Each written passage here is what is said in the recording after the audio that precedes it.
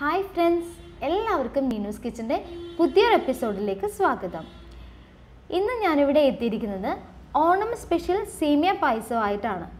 നമ്മൾക്ക് എല്ലാവർക്കും സേമിയ പായസം ഉണ്ടാക്കാൻ അറിയാവുന്നതാണല്ലോ അല്ലേ? പക്ഷേ ഈ വീഡിയോയിലൂടെ ഞാൻ കാണിക്കുന്നത് സേമിയ പായസം എങ്ങനെ വളരെ എളുപ്പത്തിൽ ഉണ്ടാക്കാമെന്ന് നോക്കാൻ പറ്റിയ ഒരു ടിപ്പാണ്. അപ്പോൾ നമുക്ക് വീഡിയോ മുഴുവനായിട്ട് കാണാം. വീഡിയോയുടെ അവസാനമാണ് ഞാൻ ഈ ടിപ്പ് നിങ്ങളുമായിട്ട് ഷെയർ ചെയ്യുന്നത്. അപ്പോൾ ഇത് മുഴുവനായിട്ട് കാണുക. എൻ്റെ വീഡിയോ ഇഷ്ടമായെങ്കിൽ ഇതുവരെ സബ്സ്ക്രൈബ് ചെയ്യാത്തവരാണെങ്കിൽ ഒന്ന് സബ്സ്ക്രൈബ് ചെയ്തേക്കണേ. തൊട്ടടുത്തുള്ള ബെല്ലൈക്കണിൽ ഓൾ ഒന്ന് പ്രസ് ചെയ്ത് കഴിഞ്ഞാൽ ഞാൻ പുതിയതായിട്ട് അപ്ലോഡ് ചെയ്യുന്ന എല്ലാ വീഡിയോസും നിങ്ങൾക്ക് മുടങ്ങാതെ കിട്ടുന്നതാണ്.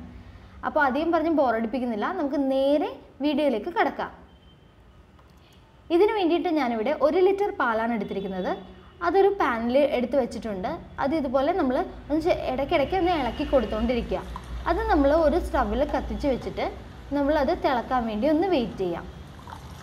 ഞാൻ രണ്ടും ഒരേ സമയത്ത് തന്നെയാണ് കേട്ടോ ചെയ്യുന്നത്. ആ സെയിം സമയത്ത് തന്നെ നമുക്ക് അടുത്തൊരു സ്റ്റവിൽ ഇതുപോലെ ഒരു കടായി വെച്ചിട്ട് അതിനകത്തേക്ക് നമുക്ക് ആവശ്യത്തിന് നെയ്യ് ഒഴിച്ചു കൊടുക്കുക. ഞാനിവിടെ 2 ടേബിൾ സ്പൂൺ നെയ്യാണ് ഇതിനെടുത്തിരിക്കുന്നത്. 1.5 കപ്പ് സേമിയാണ് എടുക്കുന്നത്. അപ്പോൾ അതിന് 2 ടേബിൾ സ്പൂൺ ആവശ്യമുള്ളവർ മാത്രം എടുത്താൽ മതി. ഇല്ലാത്തവരാണെങ്കിൽ 1 ടേബിൾ സ്പൂൺ ആണെങ്കിലും ധാരാളം. പക്ഷേ ഞങ്ങൾക്ക് ഇവിടെ നെയ്യ് ഇത്തിരി കൂടുതൽ ഇഷ്ടമായതുകൊണ്ടാണ് കേട്ടോ. അപ്പോൾ ഇത് നമ്മുടെ കശുവണ്ടി ഇവിടെ റെഡി ആയിട്ടുണ്ട്. ഇനി അതിനകത്തേക്ക് നമുക്ക് കിസ്മിസ് ചേർത്ത് കൊടുക്കാം.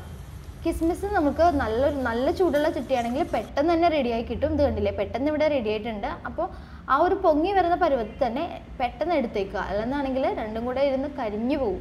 അപ്പോൾ കരിഞ്ഞു പോയാൽ അറിയാമല്ലോ, പായസത്തിൻ്റെ ടേസ്റ്റ് തന്നെ ഡിഫറെൻ്റ് ആയി പോകും, ടേസ്റ്റ് ഉണ്ടാകത്തില്ല. അപ്പോൾ അതുകൊണ്ട് പെട്ടെന്ന് അതൊന്നൊരു പ്ലേറ്റിലേക്ക് മാറ്റി വെച്ചേക്കുക.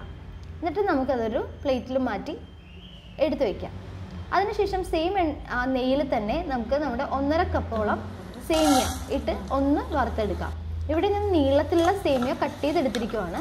അതല്ല, ഫ്രൈ ആയിട്ടുള്ള സേമിയ കിട്ടും, അതാണെങ്കിലും വാങ്ങിയാൽ ഈ ഒരു സ്റ്റെപ്പ് നമുക്ക് ഒഴിവാക്കാം. പക്ഷേ ഇങ്ങനെ വറുത്തെടുക്കുമ്പോൾ ആ നെയ്യോട് കൂടിയുള്ള ആ ഒരു ടേസ്റ്റ് ഉണ്ടല്ലോ, അതൊന്ന് ഡിഫറെൻ്റ് ആണ് കേട്ടോ. ഈ സമയത്ത് നമുക്ക് നോക്കാം, എന്താ നമ്മുടെ പാലിവിടെ ഞാൻ ഇടയ്ക്ക് കൊടുക്കുന്നുണ്ടായിരുന്നു. പാലെന്താ ഇവിടെ നല്ലോണം റെഡി ആയിട്ടുണ്ട്. നോക്കിക്കേ, ഉണ്ട്, തിളച്ച് വരുന്ന കണ്ടില്ലേ, കറക്റ്റ് ആയിട്ടുണ്ട്. അപ്പോൾ ഒരേ ടൈമിൽ തന്നെ നമുക്ക് ഇത് രണ്ടും ശരിയായി വന്നിട്ടുണ്ട്. അപ്പോൾ നമ്മുടെ ടൈം എത്രയും തന്നെ ലാഭിക്കാവുന്നതാണ്. എന്നിട്ട് നമ്മൾ ഈ പാല് ഞാൻ ആ പാത്രത്തിലേക്ക് പകർത്തി എടുത്തിട്ടുണ്ട്. ആ കടായിലേക്ക് മാറ്റി അതിനകത്തേക്ക് 3 ടേബിൾ സ്പൂൺ പഞ്ചസാര ഇട്ട് കൊടുത്തു. എന്നിട്ടൊന്ന് അതിനെ ഇളക്കി യോജിപ്പിക്കാം. ഈ സമയത്ത് സിമ്മാക്കി വെച്ചേക്കുക. അല്ലെന്നാണെങ്കിൽ പെട്ടെന്ന് നമ്മൾ മിൽക്ക് മെയ്ഡ് ചേർക്കുമ്പോൾ ഇത് അടുക്കി പിടിക്കും. മിൽക്ക് മെയ്ഡ് ഞാനിവിടെ 2 ടേബിൾ സ്പൂണാണ് ചേർത്തിരിക്കുന്നത്. എന്നിട്ട് അതൊന്ന് ഇളക്കി കൊടുക്കുക. മിൽക്ക് മെയ്ഡ് നല്ലൊരു സ്വാദ് തരും. അപ്പം ഇളക്കി കൊടുത്തിട്ടില്ല എന്നാണെങ്കിൽ അത് അടുക്കി പിടിച്ചാൽ കരിഞ്ഞ സ്വാദായിരിക്കും കിട്ടുന്നത്. അപ്പോൾ അതുകൊണ്ട് മെയിനായിട്ട് നമ്മളൊന്ന് അത് ഇളക്കി കൊടുത്തുകൊണ്ടിരിക്കുക. ഇപ്പോൾ ഇതിവിടെ റെഡിയായി. ഇനി നമുക്ക് ചേർക്കാനുള്ളത് വറുത്ത് വെച്ചിരിക്കുന്ന സേമിയ ആണ്. ആ സേമിയ കൂടി നമ്മൾ ചേർത്ത് കൊടുക്കുക. നന്നായിട്ട് വറുത്ത് വെച്ചിട്ടുണ്ട്. നെയ്യോടുകൂടി തന്നെ ചേർത്ത് കൊടുക്കുക. എന്നാലാണ് അതിൻ്റെ നല്ലൊരു ടേസ്റ്റും മണവും ആ രുചിയൊക്കെ കിട്ടുന്നത്. അപ്പോൾ ഇത് ചേർത്ത് ഇതുപോലെ ഒന്ന് ഇളക്കി കൊടുക്കുക. നന്നായിട്ടൊന്ന് ഇളക്കുക. കാരണം അതൊന്ന് എന്നിട്ട് ഈ സമയത്ത് നമ്മൾ എന്താ പറയുക, നമ്മുടെ സ്റ്റവ് ഒന്ന് കൂട്ടി വെച്ചേക്കുക. അല്ലെന്നാണെങ്കിൽ നമുക്കത് തിളച്ച് കിട്ടാൻ ഒരുപാട് ടൈം എടുക്കും. എന്നിട്ട് ഈ സമയത്ത് നമ്മൾ ഏലക്കാപ്പൊടി കൂടി ഇതിനകത്തേക്ക് ഇട്ട് കൊടുക്കുക. ഞാനിവിടെ 1/4 ടീസ്പൂൺ ഏലക്കാപ്പൊടിയാണ് ഇട്ട് കൊടുത്തിരിക്കുന്നത്. ഇത്രയേ ഉള്ളൂ. ഇനി ഇതൊന്ന് വെയിറ്റ് ചെയ്യണം നമ്മൾ തിളക്കാൻ വേണ്ടി. ഒരു 4-5 തിള നന്നായിട്ട് വരട്ടെ. അതുവരെ ഒന്ന് വെയിറ്റ് ചെയ്താൽ മതി. കണ്ടില്ലേ, ഇതുപോലെ ഒന്ന് വരണ വരെ വെയിറ്റ് ചെയ്യുക. ഇത്രയേ ഉള്ളൂ. നമ്മുടെ പായസം റെഡിയായി കഴിഞ്ഞു. ഇനി നമുക്ക് സ്റ്റവ് ഓഫ് ചെയ്ത് വെക്കാം, മൂടി വയ്ക്കുക. ഒരു 20 മിനിറ്റ് കഴിഞ്ഞ് നമ്മൾ തുറന്ന് നോക്കുക. കണ്ടില്ലേ, നമ്മുടെ സേമിയ പായസം ഇവിടെ അടിപൊളിയായിട്ട് റെഡി ആയിട്ടുണ്ട്. ഇതാണ് ടിപ്പ്.